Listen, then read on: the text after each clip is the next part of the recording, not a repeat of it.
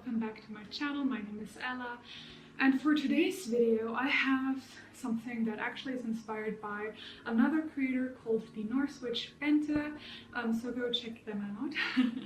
But yeah, today is a little bit of a spicy video, let's call it. This is my witchy hot takes, and I have a list on my phone, so I might be occasionally reading from my phone, but also a little bit of a disclaimer before we get into this. These are my personal opinions. You're very welcome to disregard or disagree with my opinions. I would actually love if you do disagree with them to just write a comment. Hopefully. I feel like having discourse about these is how we shape our own opinions and how we actually figure out what we believe in or what we disbelieve in. And I think this might be, you know, not everyone's cup of tea. However, I feel like there might be a place or a situation where, in case one of these or all of these perhaps really trigger you, it might be time for introspection as to why they trigger you. And again, I would love to have some discourse below in the in the comment section. Without further ado, let's get into these witchy hot takes. Grab a cup of coffee or a tea, maybe some popcorn or a snack. So my first witchy hot take, and Bente actually said this one as well, and I know they had a little bit of like heat coming for this one. If you don't work with a spirit, you're not practicing witchcraft. So what do I mean by this?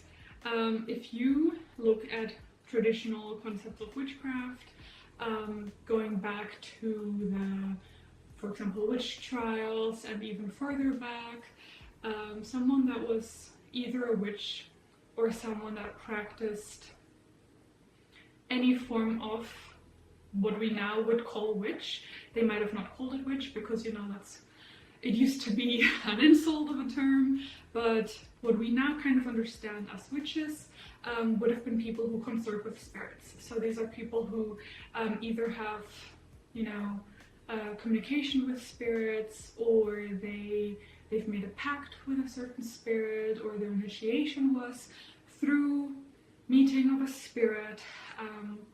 All of the old grimoires or usually tend to be based on information presented by spirit or through spirit work. And yeah, in my humble opinion, if you don't work with spirits, if you don't believe in spirits, and I think this is the more key one, if you don't even believe in spirits, in my opinion, you're not a witch. I feel like, and I will quote Bente here because they said that so well, you're still a magical practitioner, and like there's other kind of labels, let's say, that would definitely certainly still work. But as a witch, you're working with a spirit. That could be a plant spirit, that could be your house spirit, that could be the local spirits, that could be ancestral spirits. You know, there's so many different types of spirits that are everywhere if you're, you know, to any degree animistic, which I am, and I believe that's very closely tied in. So I feel like animism is very, very connected to this concept of witchcraft, the type of witchcraft that I at least talk about on my channel. So we're starting off with this as a bang. Well, if you're still here, thank you. But the next one is, I'm gonna read this for you because I've got a little paragraph going on here. You can't practice a cultural folk practice unless you are there. Now, hear me out, because I know everyone's going to be coming for me. Anything outside of that is a diaspora practice and already different. Note, your ancestors are always with you because you're literally made of your ancestors by flesh and blood and bones. But you can certainly connect to them and be inspired by them. And you can certainly move to a different country and carry your practices with you. Your practice remains valid.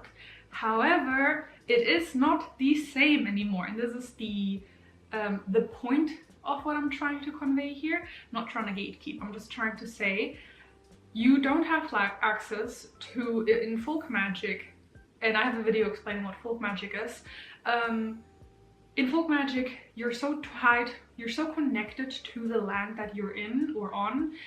You're working with very specific spirits that are specifically here, and you cannot take the river spirit or the spirit of a specific forest with you when you move. It just doesn't work. I'm talking from experience. I've moved all over the place.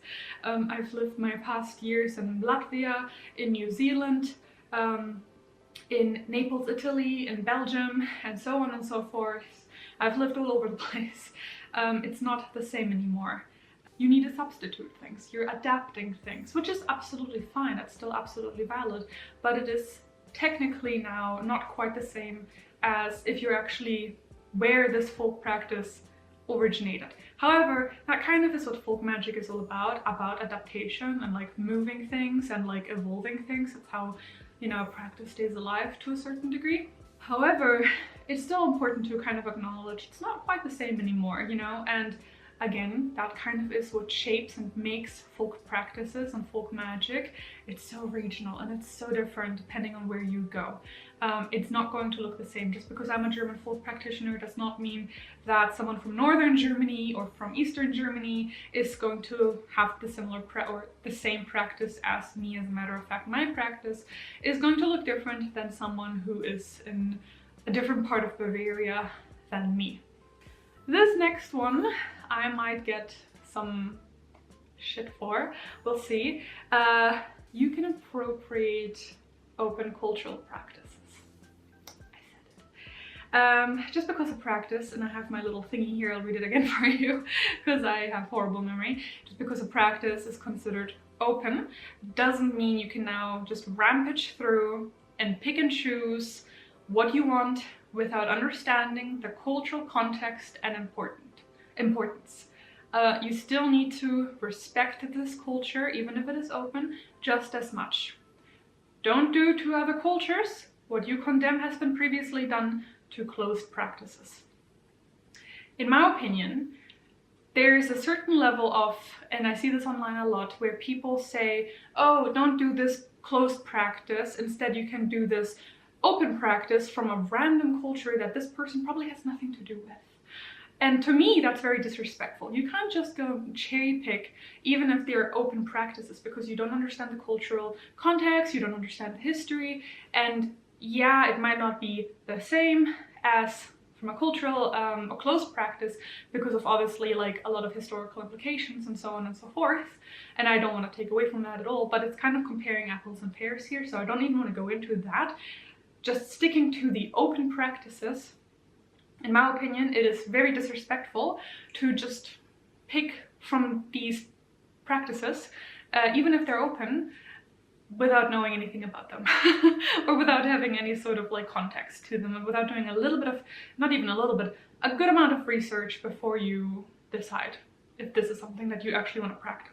I feel like this is especially true with certain practices where you do actually see a negative impact happening on, for example, that culture, where the people that live there, and these are living cultures, living, you know, practices, where the people are like, hey, hold on, we don't feel comfortable with this, can you please don't? And people are like, nah, I'm gonna ignore you because, you know, you're an open practice, so you've got nothing to say. And I think that's very, very rude and very disrespectful. And to me, I'm like, so why are you even practicing if you're that disrespectful? Because if this is a religious practice or a spiritual practice or, you know, a worship practice, or just simply, you know, it's supposed to be something coming out of respect. And I'll go into that in the next one too. I don't see how that makes sense with just like waltzing along and picking, you know, whatever you think is pretty or aesthetic. Like, to me, that doesn't make sense. That doesn't mesh well. Let me know if you obviously disagree. Obviously there's a lot more nuance to this entire discussion, but this is a hot witchy hot take, sorry. So if you want a separate video on this, I feel like that would be a really cool one to sit down and discuss this. Let me know if you like that. But yeah, next hot take. And this one is an interesting one as well. Again, I did say I'm gonna make these spicy. Is the phrase working with the gods. I personally don't think you can work with gods. In my opinion, you're worshipping gods. I don't think and I don't see how anyone can work with a god. Working with a god is as if we're like equal. And in my humble opinion, I don't, at least me in my personal, mind, I don't think we're equal with gods. They're gods. People used to build 1,000-meter large temples for these gods. These sometimes were temples built over generations. You putting a Snicker bar on your altar? No. No. I feel like there is a level of, like, especially I've heard this conversation around Christian trauma, where people kind of are like, oh, but I left Christianity because I have such a horrible relationship with the idea of worship. And paganism is an escape from that. And to me, that's a whole different discussion to begin with. But in my opinion, you wouldn't take your problems or your trauma from a previous relationship and dump that onto your new relationship. Your new partner should not have to make up for the issues and the problems and the trauma that your previous partner caused you. You have to work through those, and you have to, do that internally and not make it that person's problem. And I feel like this can be kind of extrapolated to practicing with or worshipping different divinity. Obviously, I feel like this is a little bit cultural specific. There are, of course, cultural nuances to this. So I'm not making this like a generalization, but generally speaking, I feel like to say I'm working with the gods, in my opinion, that doesn't work. You can work with land spirits, you can work with ancestors, you can work with, the spirit of your home, all that good stuff. Absolutely, absolutely. But gods, in my opinion, or divinity, in my opinion, you worship that.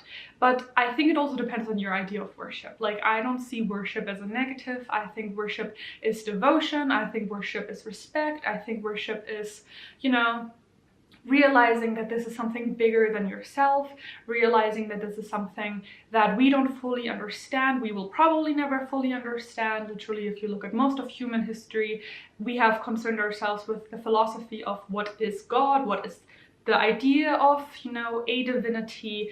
I think it's so large that we could not possibly work with it. Now, my next one is a little bit, less hot, let's say. We're getting to like lukewarm now, and that is lazy witchcraft. I cannot stand lazy witchcraft. In my opinion, it is incredibly rude to do lazy witchcraft. And this kind of goes into a little bit into what I just said about like divinity and god worship and things like that. But you wouldn't, dump trash in a church, in a temple. You just wouldn't do that. And in my opinion, I've seen so many people, not so many, I've seen like a few people, especially again on social media, because that's where, obviously, I'm not blaming social media, I'm just saying that's usually where you see things, I feel like I've seen people kind of be like, oh, it doesn't matter if your altar is completely dirty. And there is a difference between your altar being worked with and your altar being like, okay, yeah, you can tell you're working on this altar, and it's not just, like a decor piece, let's say, and not taking care of it. And in my opinion, that to me is rude. In my opinion, if you're that lazy as to not even make sure that the space that is supposed to be sacred, if you can't even put the effort into making sure that that is clean, and that you have a routine with cleaning it and making sure that it is, again, holy and sacred, then I feel like that's incredibly rude. And this and I'll read this to you because I've written it down again. In my opinion, if witchcraft is a chore for you, you aren't inherently a witch and you don't understand witchcraft. Because you can't just come to paganism or witchcraft because of the aesthetic and because you think there are no rules and you can just do what you want. And to me, that includes not being lazy and taking it seriously like you would with any other religion. If you, instead of paganism or witchcraft, had said, I'm going to convert to Judaism or Islam or Christianity or Buddhism or Hinduism, you have a baseline of respect, and that includes not being lazy about it. And then the last witchy hot take that I have for you today, this one might ruffle some feathers, is we aren't so different from New Agers. I know we love hating and we love being condescending about New Age and like, oh, you know, the New Age, and I've done it. Like, I'm not, you know, and that's the thing. I feel like with all of these that I've just stated, I am no innocent, like, I'm not perfect, is what I'm trying to say. But I feel like New Agers get a lot of crap for being, they're kind of crazy, or, you know, what they're saying is absolute nonsense. And like none of the things that they do are like based in any sort of reality, or, you know, it's just a gimmick. And like, yes, there's the wider discussion about like appropriation, which that's a different discussion. That's not what I'm talking about. But in my opinion, when we talk and call New Agers crazy, we kind of forget how we sometimes look, and oftentimes look, to an outsider. We look just as crazy. And I feel like just because we're talking smack about them, it doesn't give us the upper hand. It doesn't make us feel more, it doesn't make us more valid. It doesn't make us more legitimate. So in my opinion, I feel like sometimes we need to take a step back and be like, am I judging a group of people that I probably don't even know that much about, without touching in German we say, without touching your nose first, without looking in the mirror first and being like, how do I look to other people? Do I look just as insane? Probably, you know, probably. Those are all of my witchy hot takes for you. But yeah, let me know what you think. If you have any other witchy hot takes, I would love to read them. We could totally make this a series. Just leave them down below. I'm very curious to what your thoughts are, if you agree or totally disagree. And again, it's absolutely okie dokie if you disagree with me on like every single one. That's cool. That means you have your own beliefs and you have your own opinions, and that's great. It's better that than if you just blatantly and like blindly follow whatever someone says online. I'm just a random person online. So be sure to, you know, tap into like your own beliefs and like really consider, do I believe this, or is it just, you know, like, does it make sense to me? But yeah, anyway, I hope you enjoyed this video, and if you did, please consider giving a like and subscribe, turn on that notification bell. You can also go check out all my other socials. They're all listed below. I have Instagram as well as Patreon. And then of course, if you would like to have a witchcraft book, I am the author of the Book of Spells, and that is linked below as well. Again, also make sure to check out Bente's video, that is linked below as well. Thank you again, Bente, for the inspiration. And yeah, I hope you all have a lovely day or week or weekend. Thank you everyone for watching. May you walk with your gods. Bye.